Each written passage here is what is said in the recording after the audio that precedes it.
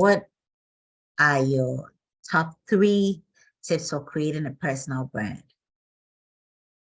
What are my top 3 tips? So the first tip is a big tip. It's more than a tip. It's a lot, but it's easy, but it's not, right? Something I used to do back in my image consulting days, I would say to a group of an audience, I would say, if you were on a billboard, what would you want people to know about you from that billboard image? Now, billboard image is very huge. If you think of the Times Square billboard, right? Huge, the lights, all the stuff, you're on there. What do you want people to take away from that image? What are the 5 descriptors, 5 to 7 descriptors, adjective, attributes that you want people to know? Because what the key thing about branding, as Jeff Bezos famously said, is what people say about you when you're not in the room. So you want what people say about you when you're not in the room to be what you want people to say when you're in the room, right? Mm-hmm.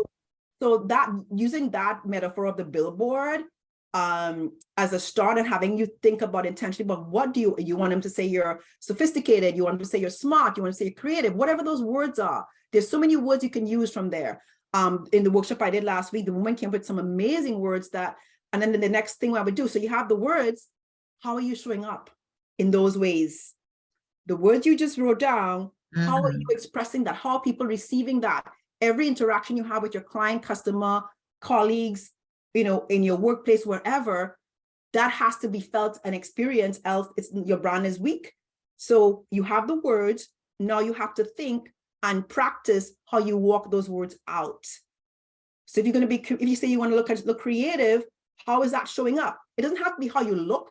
That could be a part of it, but it could be how you speak, what you do, how you express yourself, how you work.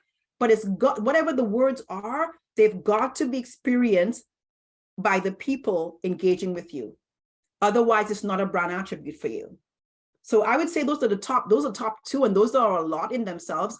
Francis, if someone just does that work, because I know even from the workshop I did was less than an hour, the ladies were like popping and they were like, oh my, they had little like ahas about, oh, I want to look this way, and I'm not really doing that. The other thing I'll just say is I have an assessment I created called What's Your Leadership Brand? It's a 5-minute freebie thing I created that has 8 leadership brand archetypes.